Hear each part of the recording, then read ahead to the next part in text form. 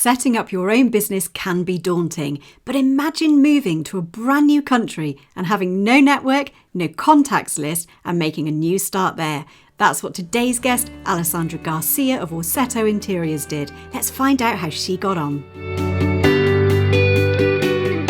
Welcome to the Hubcast, brought to you by the Interior Designers Hub, where we help and support interior designers to get trained, get into the industry, and to grow wildly successful businesses.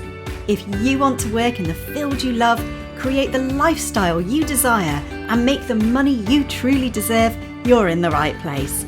I'm your host, Kate Hatherall. Let's get into it.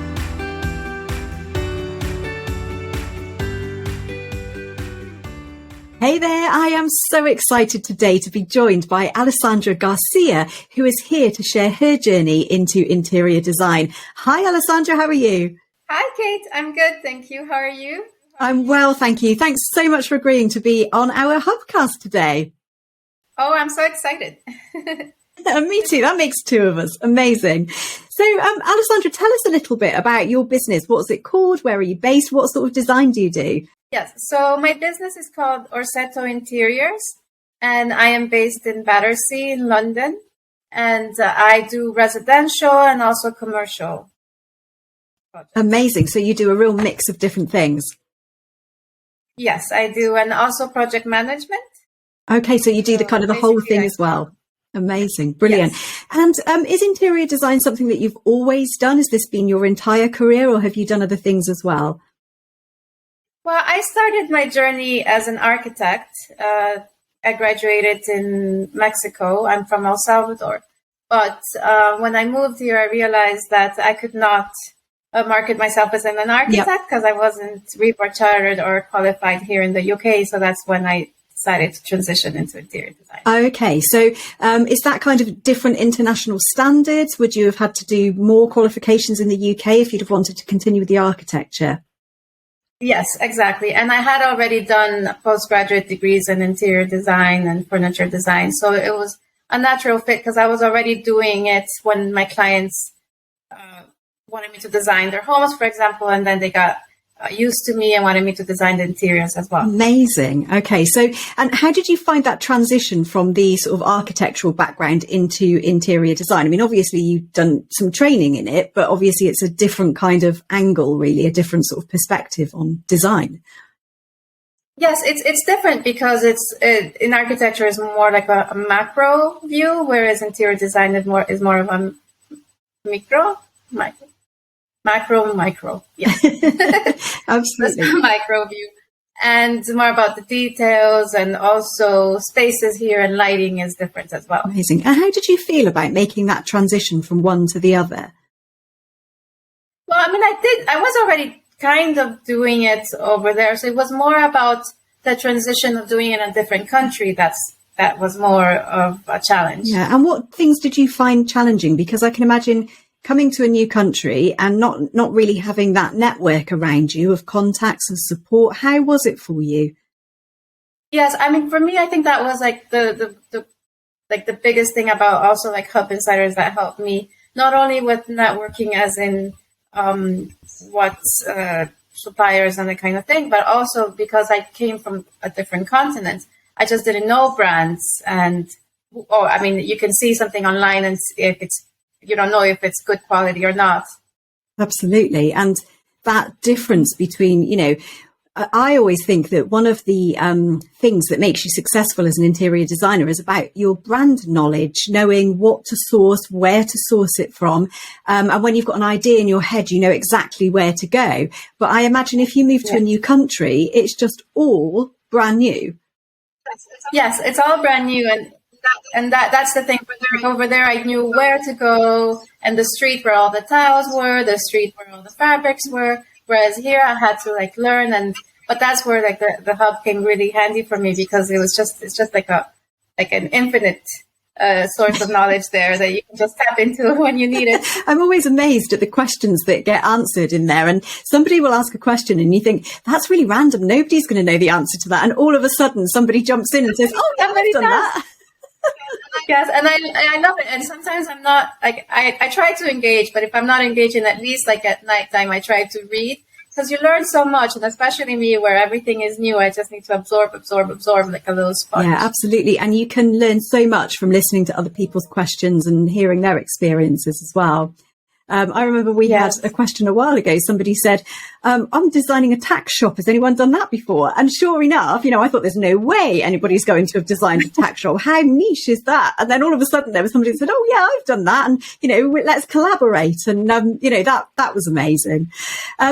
Yes, and that's great, like being able to collaborate and get knowledge from other people. Yeah, definitely. And you've done some collaboration inside the hub, haven't you? Tell us about what happened. I have, Yes, I've done with a couple of hub members, and we've become friends, and also from the student campus as well. Amazing. So tell me about what happened. Why did you get involved in collaborations, and what was the outcome? Yeah, well, I mean, the first one I did was with the because Anne, I think, posted it on the hub that somebody from the student campus needed help, and it just so happened that we live 15 minutes walk from each other, and it was during COVID, so our Battersea Park was our office, and we would meet there and just work from there. So it was great, and it's developed into a friendship.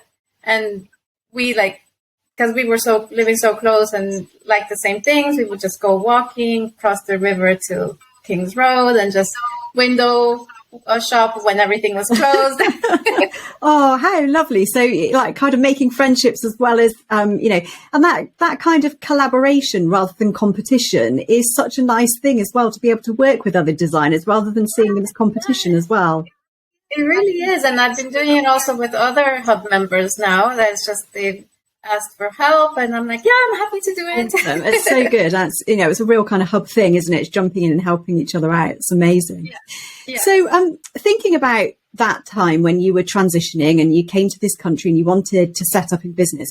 So suppliers and knowing where to source things from was one issue for you. But presumably when you came here, you didn't have, previous clients, because quite often people get work by word of mouth from previous clients, and presumably you were starting from scratch. Yes, I was starting from scratch, and also on top of that, my husband is from Ireland, so he's not even from here. So the network of people, it was small, very small, but still, regardless, I moved here and we did the flat. And because I redid the flat, then a friend saw the before and after, and then they hired me. Okay. And then, so word of mouth did start that way a little bit, but it was very slow and very far in between, because obviously it was a very limited network that I had to begin with. But then, because of the hub training and going through everything that, how reaching out to shops nearby and joining the local Facebook groups and all that, and a house as well, then that's when you got more brilliant clients. Amazing. And so decorating your own home then, so that gave you more imagery for your portfolio, and presumably that's in a style that appeals to your ideal client. And so then what do you think were kind of the most effective ways of getting clients once you were here and, in that position? So you signed up for House, you were using Facebook groups.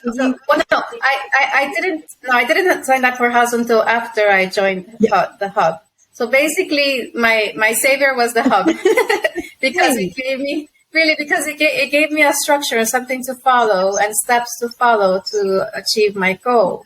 And because things are done differently, and also because I didn't have the network that most people have to begin with, I had to work harder in that sense of compensating it in other ways. Absolutely. And I think, your journey in a way is quite unique, because I think you came to the country with lots of industry experience and lots of experience of running projects, and what you're doing professionally, but you were at a disadvantage because you didn't have that network, that social structure and all of those things around you. And I think, that collaboration, those collaborations that you've managed to have are great, because you've been able to share your knowledge and your experience with people that are less experienced, but perhaps have a wider network than you did at the beginning. Exactly. And not only they have a wider network, but also they have more local knowledge of the products available here. Amazing. And I bet you've been on just a huge journey of, acquiring knowledge, getting up to speed with everything. Yes. Thankfully, I am kind of a nerd in the sense that I like I like research, and I like making little charts and comparison and that kind of amazing thing. But yes, yeah, yes. And you can, like you say, very quickly, get to grips with, the new suppliers and finding out, what your local area is and how things work. But I mean, you've had amazing success in a really short period of time. It's not taken you long to go from, the situation you were at joining the hub, not knowing what you were doing, to all of a sudden, having customers, getting out there, running your business. Yeah, it really has been amazing and surprising. And sometimes I think you only when other people point it out, you realize it, because you're always in the day to day, just wanting to get the next client, the next project, and doing things right and good by your clients, that you kind of lose the overall picture of what you've accomplished until that point in time. I totally get that, totally hear that. And I think it's one of those things, when you work for yourself, you don't have a boss that's, doing a monthly review or, a performance review or whatever. And it is important, isn't it, to stop and to take stock of what you've done and to say, do you know what, actually, that was really good, and look how far I've come. And we probably don't do enough of that. I think we need to do more of that as in general, all business owners, because you're so focused on just your end goals that you don't see the journey on everyday things and how much you've come. Yeah, absolutely. And I hope that, you look back now and see how far you've come, because, I'm in the privileged position of being able to see it. And, your business really has taken off, and it's been amazing to see that happening. Oh, thank you. It really has. And I started 2 years. I launched or set to Interiors, the website, on the 30th of August. So almost 2 years ago. And I've had steady work. I'm not saying overloaded, but at least, things coming in constantly, and at least 3-4 projects at a time. So it's been good. That is really great. And, bearing in mind that that's through a pandemic and the aftermath of it, and people going back to work, and, to have that steady pipeline of work coming in is really amazing.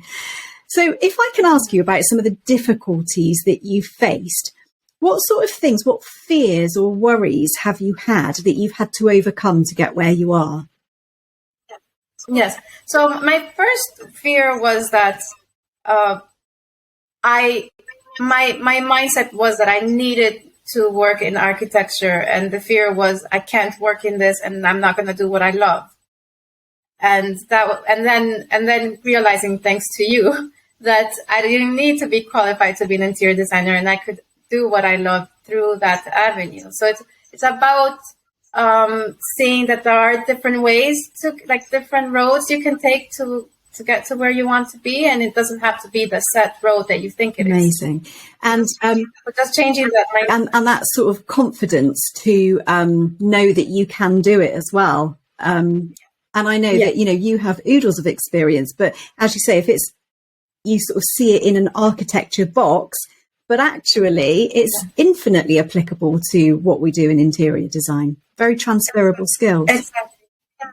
Yeah. So it's more about being able to break away from what you think you need to do, and just take in other possibilities. Absolutely, and sort of opening your mind to what's out there and what's possible for you. Amazing. Yeah. Okay, big question for you. If you could travel back in time and give some advice to your younger self, what would that be? How far back are we talking about? So I guess at the beginning of your journey, thinking about moving towards interior design, or even at different stages, what would you go back and say to yourself? I would say to trust my experience, and trust what I know and my creativity, and just and also be truthful to myself, because coming to a different country, initially you think you need to blend in, and you need to the style that most of the majority in the country like, which is not doesn't come naturally to somebody that comes from a different place or a different type of style. So it's more about being truthful to yourself and trusting that that will work as well. Absolutely. And have you found that design is very different here than you were used to doing before? And in what ways is it different? Normal things. Not normal things. What I mean is, from the basics of just the use of colors is different. The tones, even I went to visit my mom a couple of weeks ago, and I went to the hardware store and just the pamphlets with the paint swatches. Like, there's so much more vibrant there than the ones that you get here just in a normal any hardware store, because of, I guess, the latitude and the sun and temperature, whatever it is, but things like that. And also because this is the old world, so there is more of a respect, and there's more of a history and tradition and character, which here it's a lot about people about they want character, which character trends actually, what they mean is that they want some feature that is from Victorian or Georgian or something like that, where that doesn't exist. Yes. In the other side of And so have you had to adapt the way that you design, or are you, full on, no, this is what I do, and, I'm bringing my own culture into, the British home, or indeed commercial interior, or have you had to sort of adjust what you do? No, I think there's a room for everything, and there's as much there is availability of colors out there, there's availability of clients and styles. And so it's more about the clients that I attract are the ones that have more of a sensibility and a similar sensibility to what my style is. But I'm very flexible in the sense that I think what is more important is to make the client happy, and finally they're the ones who are going to be living in the space. It's not going to be me. So I don't impose my point of view, and I respect that it might not be what I would do, but it still looks good, and it's still good. It's more about just steering them away from things that are absolutely don't work together, but not necessarily imposing my taste. Absolutely. And I think that's so great to be able to kind of know what's in your heart to design, and to kind of offer that unflinchingly without watering down who you are, what's in your soul to design, but also being able to move and adapt when you need to suit the client as well. And I think that really is one of the skills of a good interior designer, is being able to do that. Yeah, and I think it's important because, especially here in London, there's just so many cultures represented here, and also mixed homes from different cultures, that you have to respect everybody's taste and point of view, and they should be represented in their interior. But at the same time, you don't want one to overtake the other, and so it's like a balancing. Amazing. How interesting to switch from a different country, and what a mammoth journey you have been on to get to where you are. But living proof that it can be done. You can move to an entirely different country where you've got no contacts, and you can make it happen. So massive kudos to you. Thank you. So Alessandra, before we finish, are you happy to play a game of designer this or that?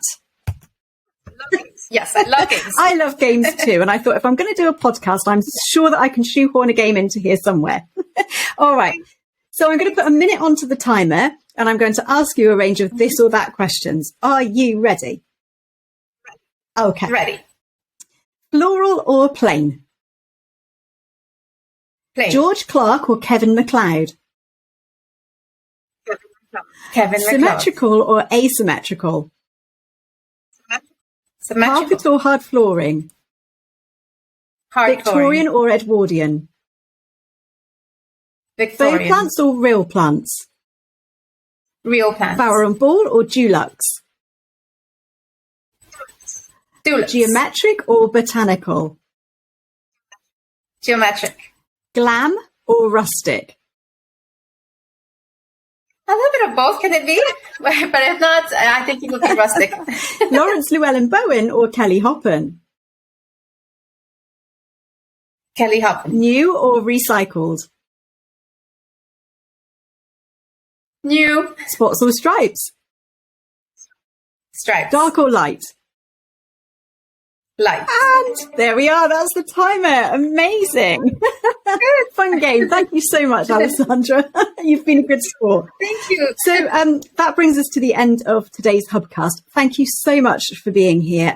It's been amazing to hear your insight into what it's been like to move to a different country entirely, take a different kind of angle on your business, moving from architecture to interior design, and those adjustments that you've had to make. So thank you so much for giving up your time today. Yeah, thank you for having me. Amazing. It's been great. Thank you for tuning into Hubcast by the Interior Designers Hub. If you've enjoyed this podcast, please take a screenshot and share it to Facebook, Instagram, or your favourite social media channel. Make sure to tag me in at Interior Designers Hub and let me know what you enjoyed about this episode. I reply to each and every comment. I'd also like to offer you an incredible free gift, which is going to show you the exact roadmap that you need to take to become a wildly successful interior designer. It shares our secrets to business success. If you'd like to get your hands on that, head on over to interiordesignershub.co.uk/roadmap right now. Thanks so much for listening, and I'll see you next time.